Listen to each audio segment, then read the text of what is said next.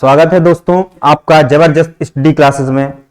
और हम एक क्रैश कोर्स लेके आए हैं जो हुंकार सीरीज के नाम से लेके आए हैं, जो एसएससी जीडी का कोर्स है, जिसमें आपको हमारे द्वारा मैथ्स पढ़ाई जाएगी, जिसमें आपका जो कोर्स होगा वो 45 से 60 दिन का होगा।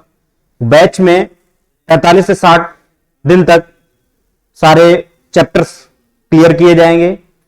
अभी तक हम लोग ऑफलाइन क्लासेस ले रहे थे, अब ऑनलाइन क्लासेस लेके आए हैं। ऑफलाइन क्लासेस में हमने कई सारे सिलेक्शन दिए हैं, कई बच्चों के सिलेक्शन दिए हैं।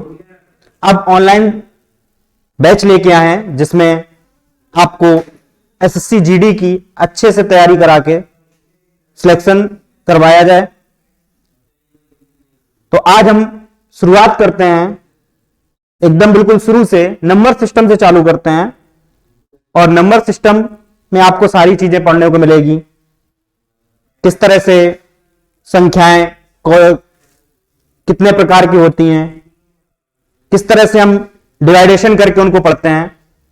ठीक है, तो आज शुरू करते हैं हम अपना जो बैच है हुंकार सीरीज का, उसका पहला चैप्टर है नंबर सिस्टम। वहां से शुरुआत करते हैं।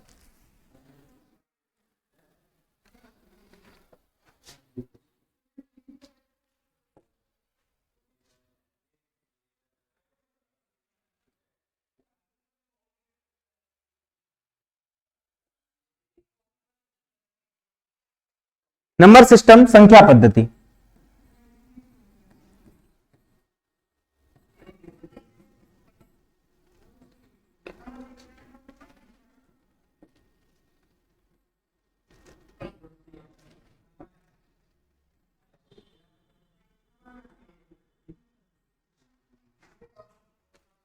संख्या पद्धति में आपको संख्याओं के बारे में जानकारी होगी, कितने तरह की संख्याएं होती हैं। हम बिल्कुल एकदम बेसिक से जानकारी करते हैं, बेसिक से बताते हैं, ऐसे क्रम से एकदम बिल्कुल संख्याओं को क्लियर करते चलेंगे। जैसे हमने नंबर को दो भागों में विभाजित किया, जितने भी नंबर्स होते हैं, हम सीधे टॉपिक पे आते हैं, जितने भी नंबर्स होते हैं उनको हम दो भागों में विभाजित करते हैं। संख्याएं दो तरह से होती हैं, वास्तविक संख्याएं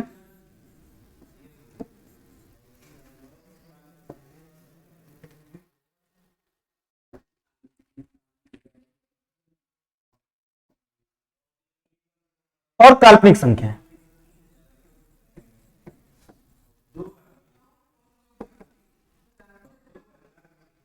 दो तरह की संख्याएं होती हैं, वास्तविक संख्या और काल्पनिक संख्या। हम लोग एसएससी जीडी के सिलेबस में पढ़ेंगे, उनमें वास्तविक संख्याओं से क्वेश्चन ज्यादा पूछे जाते हैं, काल्पनिक संख्याओं से क्वेश्चन आपके सिलेबस में नहीं आते।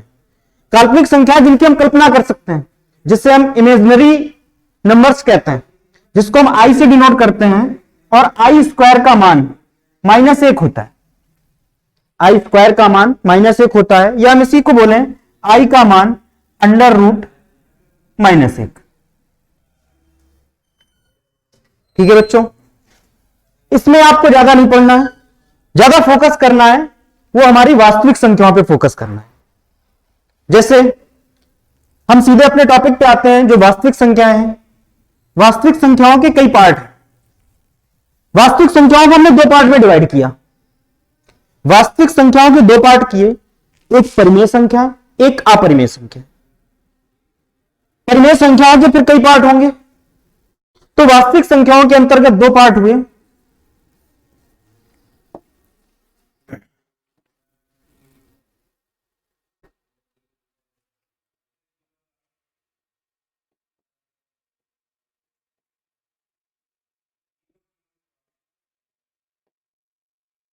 परिमेय संख्याएं, जिन्हें रेशनल नंबर कहते हैं, ये क्या होती हैं?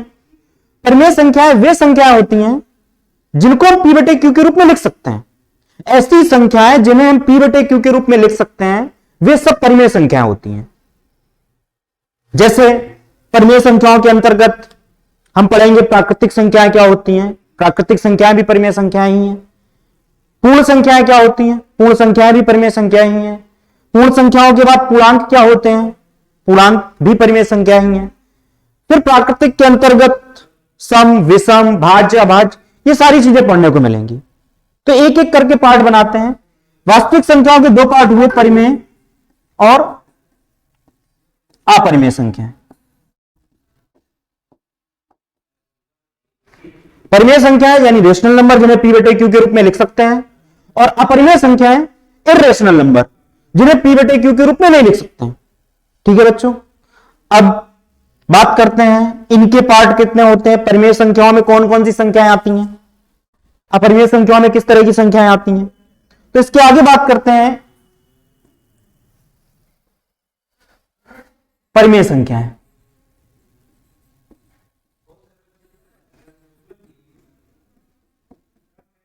परिमेय संख्याएं क्या होती हैं, जिन्हें p बटे क्यू के रूप में लिख सकते हैं, ऐसी संख्याएं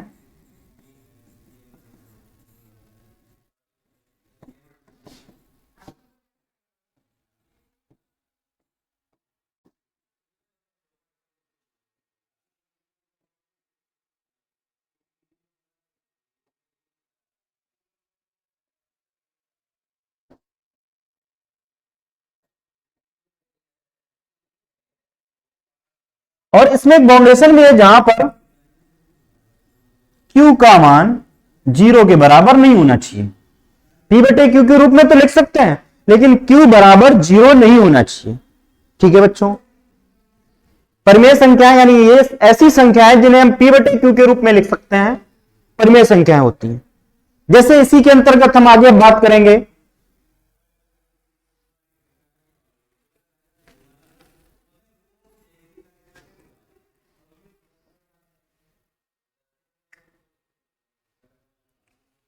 बात करते हैं प्राकृतिक संख्याओं की, जो इसी परिमेय संख्याओं के अंतर्गत हमको पढ़ने को मिलेंगी।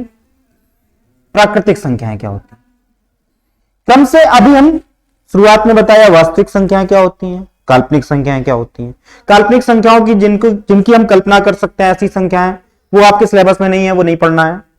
सिर्फ इतना याद रखना है, काल्पनिक संख्या जैसे आई से डिनोट करते हैं, आई से प्रदर्शित करते हैं, आई स्क्वायर का मान -1 होता है। बात फिर वास्तविक संख्याओं के अंतर्गत सारी चीजें पढ़ने को मिलेंगी। वास्तविक संख्याओं में हमने परिमेय और अपरिमेय संख्याएं दो टाइप बताए। फिर परिमेय संख्याएं क्या होती है, ऐसी संख्या जिन्हें p बटे क्यू के रूप में लिख सकते हैं, सारी की सारी परिमेय संख्या होती है जहां पर q का मान 0 नहीं होना चाहिए। ठीक है, अब बात करते हैं इसी के अंतर्गत प्राकृतिक संख्याएं क्या होती हैं, जिन्हें नेचुरल नंबर कहते हैं।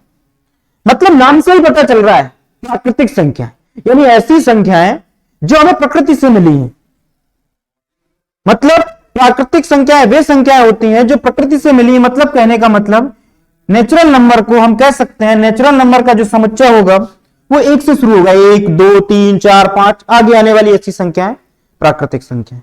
मतलब 0 को नहीं शामिल करेंगे इसमें, क्योंकि 0 की खोज की गई थी। 0 एक प्राकृतिक संख्या नहीं है। ठीक है बच्चों, तो अगर हम बात करें नेचुरल नंबर की, तो नेचुरल नंबर मतलब 1 2 3 4 इस तरह से जो ये समुच्चय बनेगा, ये प्राकृतिक संख्याओं का समुच्चय है। ठीक है बच्चों, तो मतलब हमने यहां पे ये पढ़ा कि प्राकृतिक संख्याएं यानी इसमें 0 सम्मिलित नहीं है, 1 से लेकर आगे आने वाली सारी संख्याएं प्राकृतिक संख्याएं कह सकते हैं। अब इसी के आगे हम बात करते हैं पूर्ण संख्या।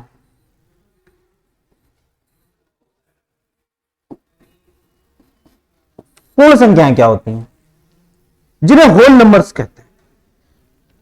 मतलब कि ऐसी संख्याएं जिसमें प्राकृतिक और जो संख्या जिसकी खोज की गई 0 वो भी इसमें सम्मिलित हो गई, तो वे पूर्ण संख्या बन गई।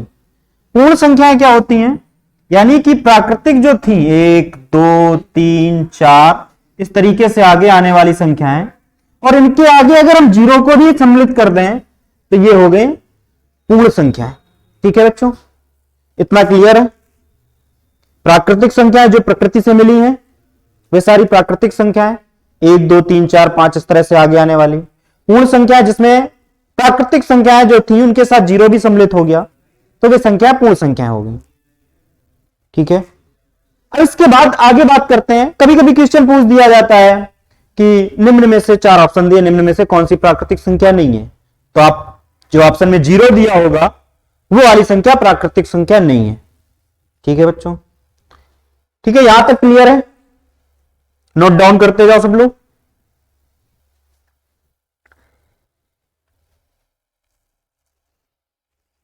ठीक है, आगे बढ़ते हैं। आगे बात करते हैं पूर्णांक, इंटीजर्स क्या होते हैं।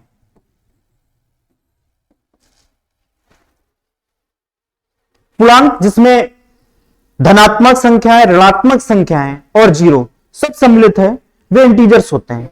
मतलब इनमें हम कह सकते हैं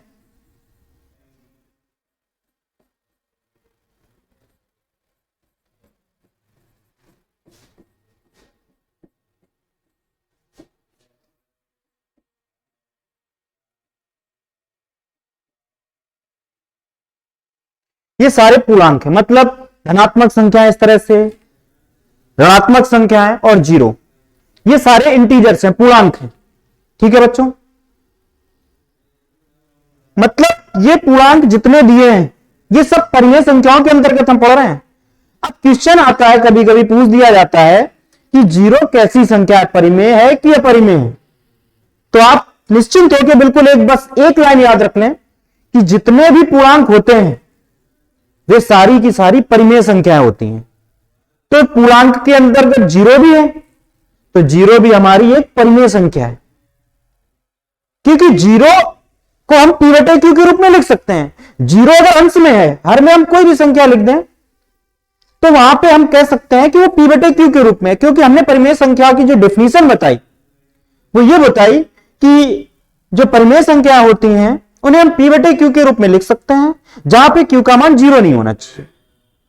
तो वही सारा का सारा यहां पे भी अगर हम फॉलो करें तो जीरो के हर में, जीरो अगर अंश में पी की जगह लिखेंगे, हर में कुछ भी 1 2 3 4 अगर लिखेंगे तो एक पी बटे क्यू का रूप बनेगा, तो परिमेय संख्या है।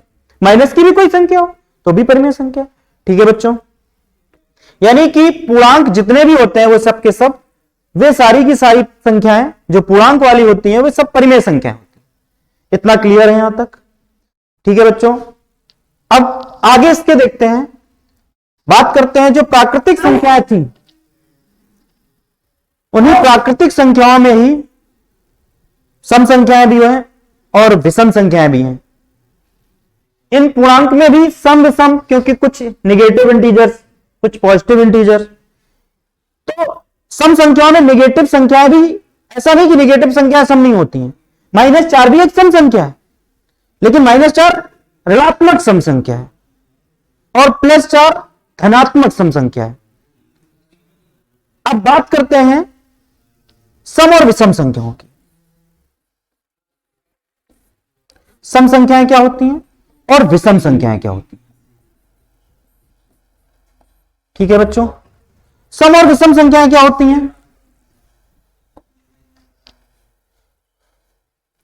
सम संख्याओं में हम कह सकते हैं ऐसी संख्याएं जो 2 से पूर्णतया विभाजित हो जाएं, जो 2 से पूर्णतया विभाजित हो जाएं, वे सब सम संख्याएं होती हैं। सम संख्याओं में हमने क्या बताया? ऐसी संख्याएं जो 2 से पूर्णतया विभाजित हो जाएं, वे सब की सब सम संख्याएं होती हैं। ठीक है बच्चों,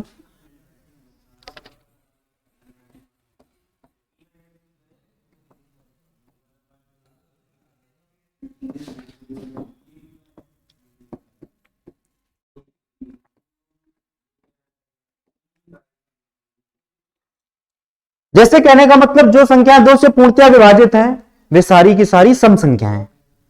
हम इसमें लिखना चाहें तो ऐसे लिख सकते हैं 2 4 6 8 10, इस तरह से आगे जो भी संख्याएं हैं ये सब संख्याएं सम संख्याएं, ये सारी की सारी 2 से पूर्णतया विभाजित होती हैं। ठीक है बच्चों, अब जैसे इसी में ही हम बात करें जीरो, जीरो कैसी संख्या है? समय की विषम है, तो जीरो एक सम संख्या है, जीरो एक सम संख्या है। आप एक बात और यहां से क्लियर कर लो, क्योंकि जो सम संख्याएं होती हैं वो क्रमागत 2 सम संख्याओं के बीच डिफरेंस 2 का होता है। क्रमागत 2 सम संख्याओं के बीच जो डिफरेंस होता है वो 2 का होता है। तो अगर हम मान लो थोड़ी देर के लिए 2 से आगे अगर जाएंगे तो 4 मिलेगा, 4 से आगे जाएंगे 6 मिलेगा, 6 से आगे 8, 8 से 10, ऐसे ही आगे बढ़ते जाएंगे। यही अगर पीछे की ओर चलें, तो अगर पीछे की ओर चलेंगे तो हमें 2 के पहले अगर 2 कम कर दें तो 0 मिल जाएगा, यानी 0 एक सम संख्या है। फिर 2 कम कर दें तो -2 मिल जाएगा, -2 भी एक सम संख्या है। बस ये है कि ये धनात्मक सम है ये ऋणात्मक सम है। इसके पीछे फिर वही तरीका। तो इस तरह से अगर कभी क्वेश्चन ये बोल दें कि जीरो कैसी संख्या है, तो जीरो सम संख्या है। ठीक है बच्चों, हमने बताया दो से जो पूर्णतया विभाजित होती है वे सब सम संख्याएं होती हैं, और इस तरह से हम बता सकते हैं कि जीरो भी एक सम संख्या है, और सम संख्याओं के बीच, दो क्रमागत सम संख्याओं के बीच जो डिफरेंस होता है वो दो का होता है। ठीक है बच्चों, अगर हमने मान लो कोई एक सम संख्या x मान ली, तो इसके आगे आने वाली जो सम संख्या होगी वो x प्लस 2 होगी। इसके ठीक बाद जो भी आएगी सम संख्या वो x प्लस 2 होगी। इसके ठीक पहले जो भी आएगी वो x माइनस 2 होगी। इसके आगे ऐसे बढ़ते जाएंगे। तो हमें इस तरह से कभी मान लो मान के सॉल्व करने की जरूरत पड़े, तो वहां मानने में अगर पहली सम संख्या x मानी तो उसके आगे x plus 2, x plus 4, x plus 6, इस तरह से मानते हैं। इसमें आप लोग एक गलती कर देते हैं कभी कभी। अभी आगे हम जब विषम संख्या पढ़ लेंगे तब ये गलती कहां पे कर सकते हैं वो बताएंगे कि किस तरह से गलती कर सकते हैं। ठीक है बच्चों, तो यहां तक हमने सम संख्याओं के बारे में पढ़ा। अब जैसे इसी के बाद बात करें कि विषम संख्याएं क्या होती। विषम संख्याएं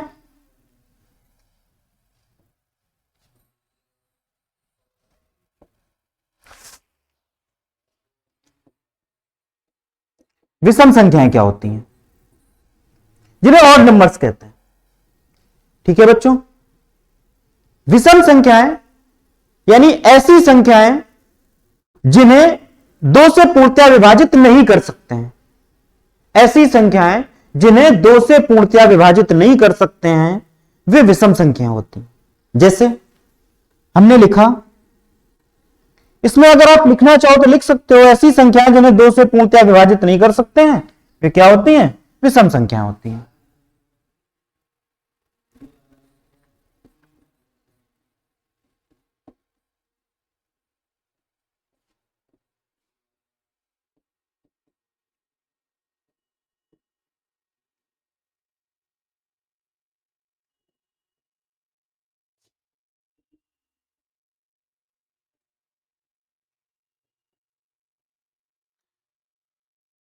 ऐसी संख्याएं जो दो से जो संख्याएं दो से पूर्णतया विभाजित ना हो उन्हें हम कह सकते हैं वे विषम संख्याएं।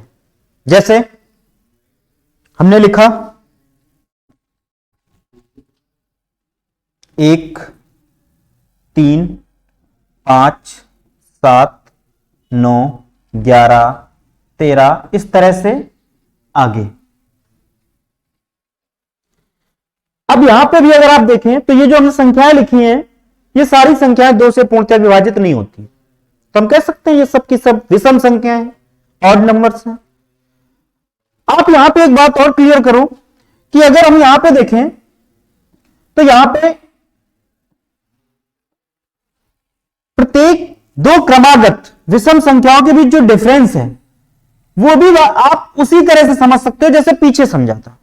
1 से 3 ये 2 बढ़ा, 3 से 5 फिर 2, मतलब दो क्रमागत विषम संख्याओं के बीच जो डिफरेंस होता है वो 2 का होता है।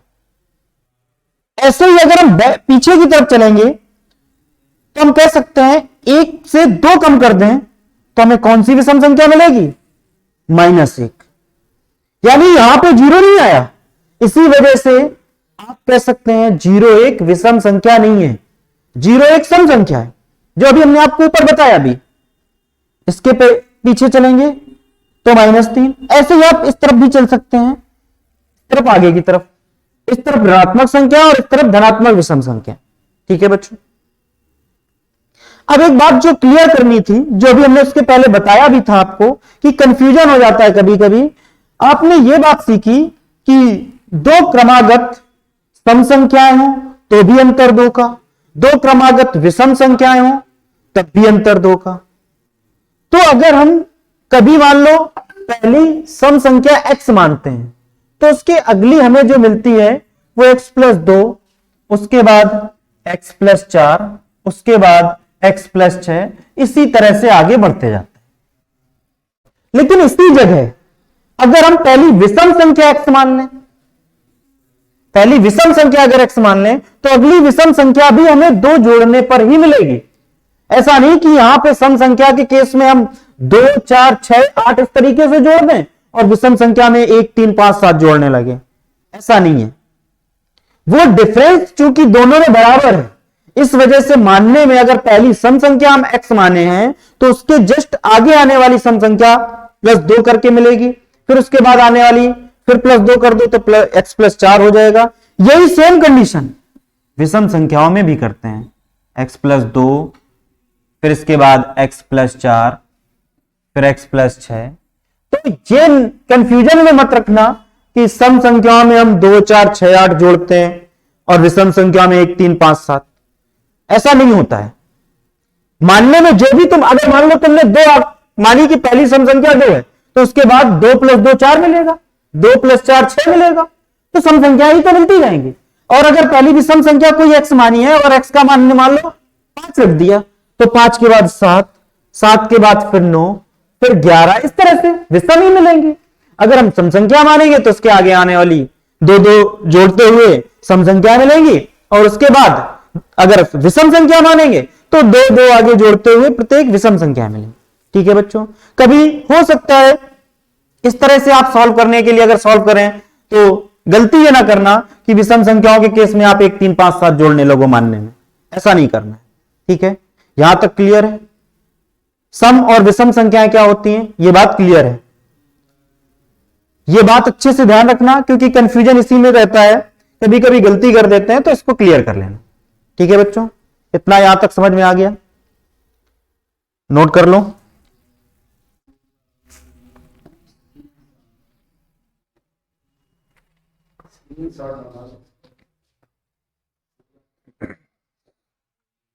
ठीक है, आगे बढ़े। यहां तक बिल्कुल क्लियर है सबको? ठीक है बच्चों, आगे देखते हैं।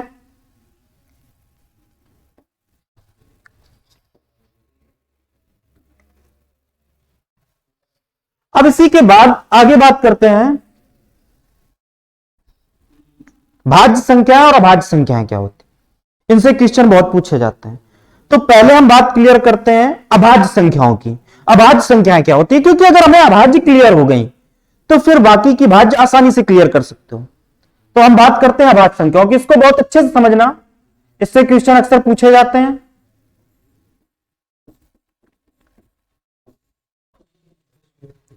अभाज्य संख्या, इसके और भी नाम है, कभी कभी नाम हिंदी में कुछ दूसरा नाम लिख दिया गया तो फिर क्लियर नहीं हो पाता है कि अब ये संख्या है कौन सी। अभाज्य संख्याएं लिखी हैं तब तो क्लियर है कि हाँ अभाज्य संख्या ही पूछ रहा है। कभी मान लो अभाज्य संख्या की बजाय हमसे कहते ऋण संख्याएं क्या होती हैं।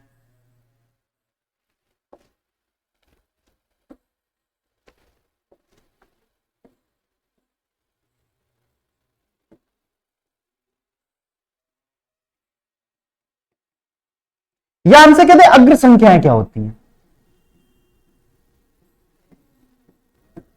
अग्र संख्या, या इन्हीं को हम सीधे कह सकते हैं प्राइम नंबर, प्राइम नंबर्स। मतलब अभाज्य संख्याएं हो, ऋण संख्याएं कहे, अग्र संख्याएं कहे, ये सारी एक ही बात है। कभी मान लो हमसे कहते हैं अग्र संख्याएं की बात करते, निम्न में से कौन सी संख्या अग्र संख्या है। या हमसे मान लो कभी कहते कि बताओ 70 के बाद 100 तक की सारी अग्र संख्याओं का योग बताओ। अब समझ नहीं आ रहा है कि अग्र संख्या होती है क्या है। अग्र का मतलब ये समझ में आ रहा है नाम से कि आगे आने वाली संख्या है, तो 70 के बाद सारी संख्या जोड़ दी हमने 100 तक, जो गलत है। ठीक है बच्चों, तो अग्र संख्याएं क्या होती हैं, जिन्हें हम अभाज्य संख्या कहते हैं, वही अग्र संख्याएं हैं, वही ऋण संख्याएं, या इंग्लिश वर्जन के इंग्लिश में कहें तो प्राइम नंबर्स। ठीक है बच्चों, अब अभाज्य संख्या होती क्या है, इनकी डिफिनीशन क्या है। ऐसी संख्याएं जिनमें एक का भाग चला जाए और उस संख्या से खुद भाग चला जाए, यानी ऐसी संख्या जो खुद से यानी स्वयं से और एक से विभाजित हो, लेकिन इसके अलावा किसी अन्य संख्या से विभाजित ना हो, वे सारी संख्याएं अभाज्य संख्याएं होती हैं।